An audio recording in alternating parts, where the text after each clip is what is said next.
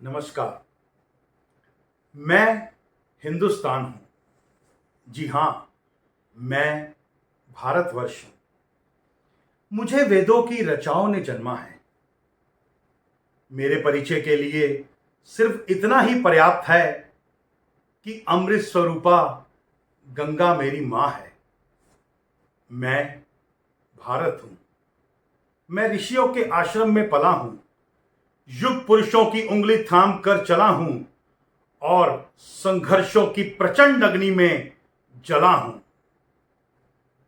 मेरे इतिहास का पहला पन्ना तब लिखा गया था जब मनुष्य ने दिन को समय और तारीखों में बांटना नहीं सीखा था। 10,000 वर्ष पहले मेरा खाका बनना शुरू हुआ था।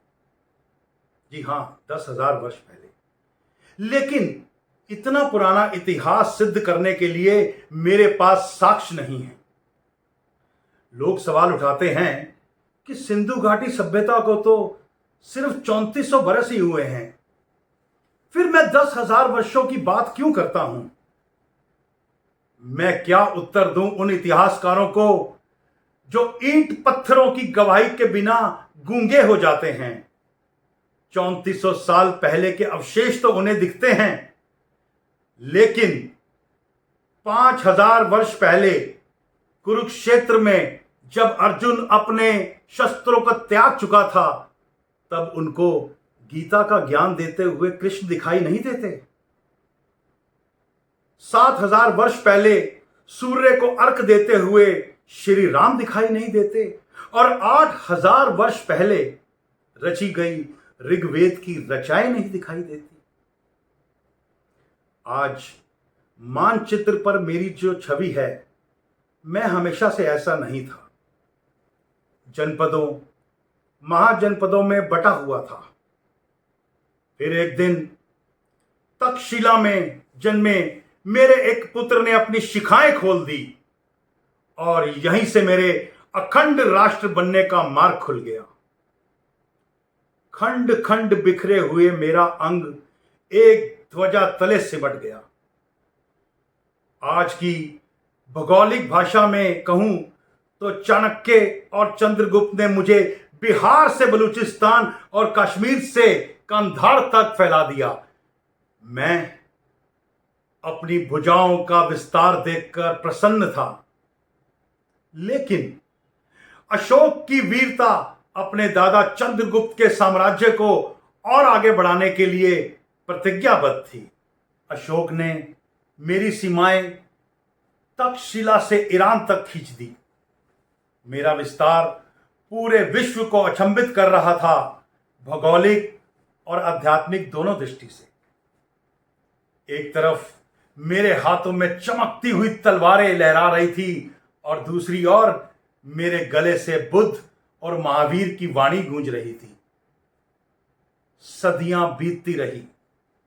मैं समय के धरातल पर दौड़ा, कभी चला, कभी घुटनों के बल रेंगा, लेकिन रुका कभी नहीं।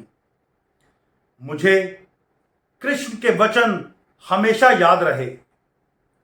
कृत में दक्षिणे हस्तो जया में सब व्यहिता। यदि मैं सीधे हाथ से कर्म करूं तो मेरे उल्टे हाथ में विजय हमेशा होगी। कर्म योग के सिद्धांत पर चलता हुआ मैं वैभव और संपदा के विस्तार पर आ पहुंचा। मुझे सोने की चिड़िया कहा जाने लगा और मेरी चमक सुदूर देशों के में बैठे लुटेरों और आक्रमणकारियों को लुभाने लगी। मैसिडोनिया का वो राजा सिकंदर महान, जिसकी सेनाएं विश्व विजय पर निकली थी, वो पर्सिया और गंधार को अपनी शमशीरों से चीरता हुआ मेरी सीमाओं में दाखिल हो गया। सिकंदर दुनिया का बहुत बड़ा राजा, बहुत बड़े भूभाग को जीत चुका था, और मुझे जीतने ही वाला था कि मेरा वीर पुरुष पौरस, पंजाब का राजा वो पौरस, उसके पागल घोड़ों के सामने दीवार बनकर खड़ा हो गया। यूनानी इतिहासकारों ने लिखा कि पोरस हारा, सिकंदर विजयी हुआ। लेकिन अफसोस, मेरे इतिहासकारों ने कभी इस झूठ की परीक्षा नहीं ली, इस झूठ को चुनौती नहीं दी। कभी पूछा नहीं उन यूनानियों से कि अगर सिकंदर जीता तो फिर वो खाली हाथ भारत से वापस कैसे गया। सच तो यह है कि साम्राज्यों का भूखा वो गिद्ध मेरे बदन का एक टुकड़ा मांस भी नोच नहीं पाया। पोरस ने उसके खूनी पंजे तोड़ डाले, ऐसा हराया और उसका आत्मविश्वास चकनाचूर कर दिया, और वो भूल गया कि वो भारत को विजयी करने आया था और यूनान पहुंचने से पहले ही वो आदिवासियों के हमले में मारा गया। वो कहानी तो आप सबने सुनी होगी कि सिकंदर ने मरते हुए कहा था कि मेरे हाथ मेरी कब्र से बाहर रखे जाएं ताकि संसार को पता चले कि सिकंदर भी दुनिया से खाली हाथ गया। लेकिन किसी ने यह नहीं पूछा कि वो हाथ खाली किसने किए थे। मैंने किए थे, मेरे पोरस ने किए थे। पर सिकंदर आखिरी नहीं था। अरब, महमूद, तुर्क, तैमूर और मंगोल अपने घोड़ों पर धूल उड़ाते हुए आए और मेरे मंदिरों का सोना लूट कर ले गए, मेरे ग्रंथ जला दिए, मेरा इतिहास छिन्न भिन्न कर दिया। लेकिन विश्वासघातों का बदन पर घाव सहते हुए विश्वासघातों का यह आतंक मेरे दिल पर छाया रहा, मेरे मन पर छाया रहा और परदेसी शमशीरों की चोट खाता रहा। लेकिन अतिथि देवो भव दोहराता रहा। मेरा यही शांति स्वरूप, मेरा रूप 7 समुंदर पार से आए हुए अंग्रेज सौदागरों को वरदान साबित हुआ। मेरे राजाओं के दरबार में जमीन पर नाक रगड़ने वाले वो गोरे अचानक राजसत्ताओं के स्वामी बन बैठे।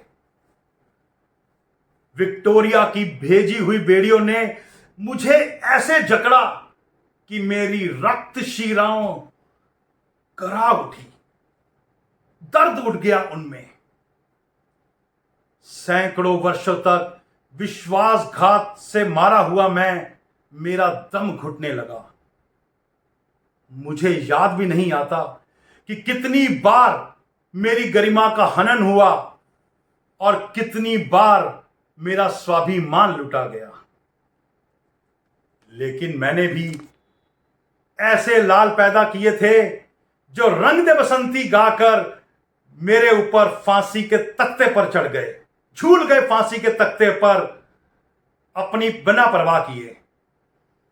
मुझे याद आती है लाहौर सेंट्रल जेल, जहां मेरा बेटा भगत अपनी बैरक में कैद हो चुका है। फांसी का हुक्म सुनाया जा चुका है। तारीख नजदीक आती जा रही है।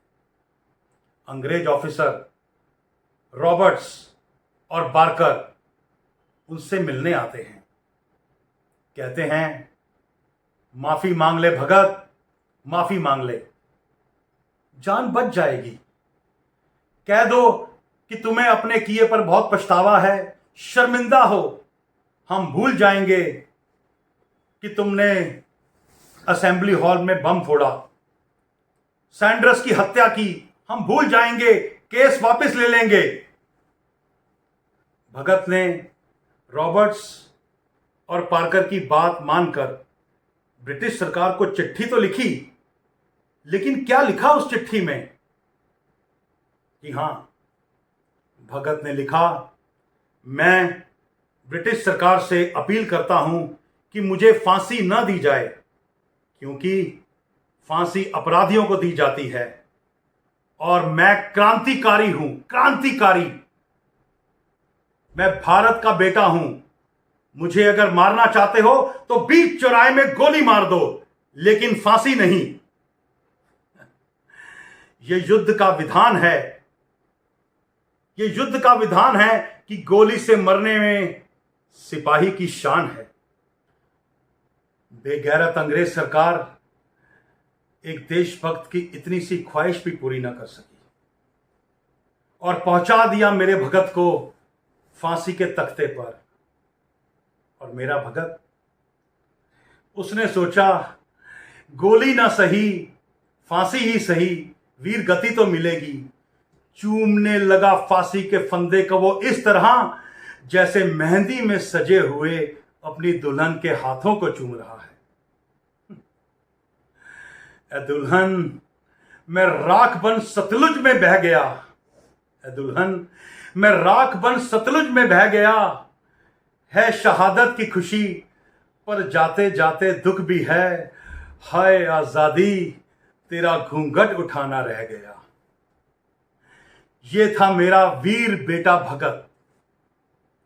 और मेरी बेटी, जो दूध मुहे बच्चे को पीठ पर बांधकर लड़ पड़ी मैदान में और अंग्रेजों की उस लाल वर्दी के धागे खोल दिए। लक्ष्मीबाई, मेरी बेटी लक्ष्मीबाई। मेरा एक बेटा और, जो एल्फ्रेड पार्क में एक पिस्तौल लिए अनगिनत अंग्रेज सरकार की गोलियों के साथ भिड़ गया उन अंग्रेज सरकारों के साथ, सिर्फ एक पिस्तौल लिए। और जब उस पिस्तौल में आखिरी गोली बची तो वंदे मातरम बोलकर मेरे चरणों में भेंट चढ़ गया। 25 बरस की भरी जवानी में आजाद मुझे छोड़कर चला गया। जो हाथ मेरी ओर बढ़े, मेरे वीरों ने उनको काट के फेंक दिया। और जो आंखें मुझ पर उठी, उनको हमेशा के लिए बुझा दिया। मैं भारत हूं। बलिदानियों के रक्त से मेरे माथा चमकता है।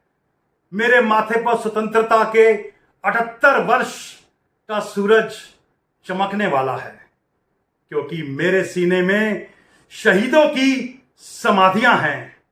जी हां, मैं भारत हूं। जय हिंद।